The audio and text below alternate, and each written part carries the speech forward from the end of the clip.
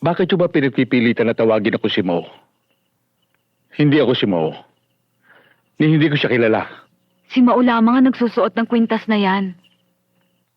Pero hindi ako si Mo. At hindi ko alam kung paano napasuot ang kwintas na ito sa akin.